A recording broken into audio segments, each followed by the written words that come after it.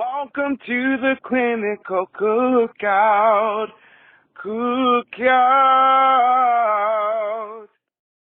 Hey y'all, welcome to the Clinical Cookout. Auntie Amber here. I feel like I haven't brought y'all a video in a hot little minute, so I'm gonna make sure that I hop on this theme of friendships. So our week, Birds of a Feather, we're talking about how you make friends, keep friends, what you do when you have conflict with friends. But y'all know Auntie Amber always has to do what? Bring it back to the kids, y'all. So let's go ahead and talk about friendships and kids. So, in our episode, Birds of a Feather on YouTube under the Clinical Cookout, make sure you watch the episode and subscribe. But in that episode, I did make a comment that making friends is easy for children. And for the most part, it is, right? Most kids, they see another kid on the playground go up, hey, what's your name? You want to be my friend? Yes, I want to be your friend. And then boom, there they go. They hit it off from there. But I do want to correct myself in saying that it doesn't come naturally for every kid. It isn't that easy for every kid. So let's get into some of the reasons why some kids may have trouble making friends. But first, I want to say just because your kid has trouble with making friends or even keeping friends, that doesn't necessarily mean that they have a clinical mental health disorder. Some kids are just more shy. Some kids are just more reserved. Some kids just take a little bit more time to warm up before they just bust it out and show you what they can do socially.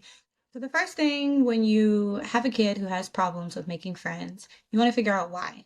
And when it comes to mental health disorders, there are so many reasons why your kid could be having trouble with making friends. It could be deficits in their own social skills, so they just don't know what to say or how to say certain things when they're talking to people.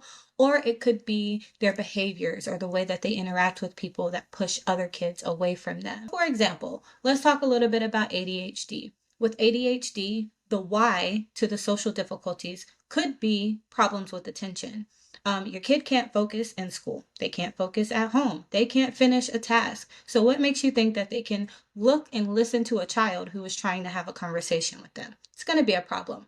So when it comes to that attention, also comes awareness, social awareness. If you're not paying attention, if you're looking at the person, but you're not really listening, you may kind of respond with something that has nothing to do with what they were talking about. That other person's going to think, oh, this person's weird, or why are they talking about this? You may also not recognize if you are like annoying someone or someone's not really feeling what you're saying. So that's one piece to it is the attention. The other piece to ADHD would be the hyperactivity and impulsivity. If you have a kid that has a lot of energy, they can't sit down, they always have to move. That may be something that pushes other kids away because they're looking at your kid like, hey, you know what? We're sitting down, we're playing with blocks right now. Why are you rolling around on the floor and like kicking your legs in the air? What's going on? It could also be the impulsivity. Some kids don't have a lot of impulse control. And so when they get this impulse to hit someone or like maybe love tap someone, pull on their shirt, pinch them, throw the blocks across the room. Those are things that kind of make other kids look and say, hey, what's going on with that kid? I don't want to play with someone who's going to hit me or throw blocks at me. So in these instances, it's more of the behavior that is impacting your kid's ability to socialize with other kids. Now, if we look on the other end of things, you have kids who have a hard time with their ability to engage in a back and forth conversation with someone. You have kids who have to think really hard about it. A kid comes up and says, hey, how are you today? I mean, your kid may know, like, I should say I'm good, right? But some kids have to think really hard about that, or you have to kind of teach them what to say in those situations. This is when we're getting more into the autism spectrum. Now, let me preface this in saying that every kid with autism is not at the level where they don't know what to say when someone says, hey, how are you? This is just an example. But you do have kids who do not possess the social skills.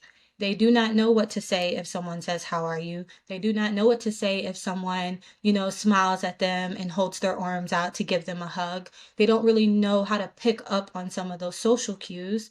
So things that come naturally for other kids where a kid smiles and holds out their arms, oh, I know I need to give you a hug. Give me a hug. We're friends again. Other kids, and specifically kids with autism, may kind of look like, okay, what do you want me to do? Oh, you want me to hug you? You're happy right now. Let me give you a hug. So those examples are very surface level, but you get the gist of things, right? In addition to that, you also have kids who are not really interested in making friends. That lack of motivation in social relationships, that could be autism, but it could also fall within depression. Kids who don't feel good about themselves, feels like they're not good enough, like someone's always going to think something's wrong with me. They may not want to make friends because they don't want to have that judgment or criticism from other people. You have kids with anxiety as well. And anxiety includes a range of different things, including OCD. And these kids are more of like, I don't really want to make friends because one, it does make me anxious. I don't know what this person is thinking about me. I don't know if they're going to do something to me, but also they don't do things the way I like things to be done. So I'm just going to stay to myself and play with myself.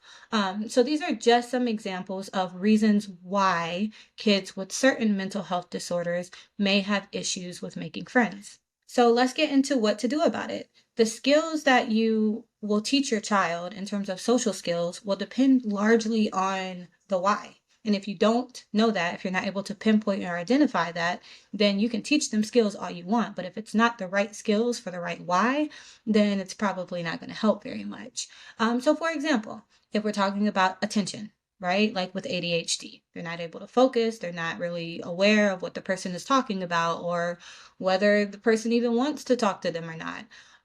This is something where the skills that you teach your child will fall kind of outside of the social realm. When it comes to teaching your child how to control their attention, of course, medication is an option to help with attention.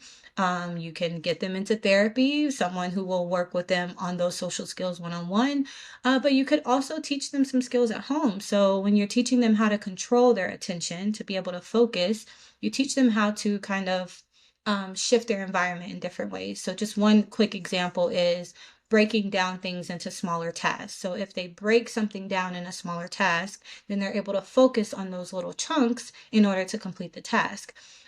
You teach them that skill, then naturally in social situations, they'll learn how to kind of pick out the important pieces of what someone is saying in order to be able to respond appropriately. With that, also impulsivity. If your impulsivity is the why or your hyperactivity is the why, then you're teaching your kid how to control that. So when someone, you're playing with someone and you want to, get in on a conversation, you teach them to wait until that person is done.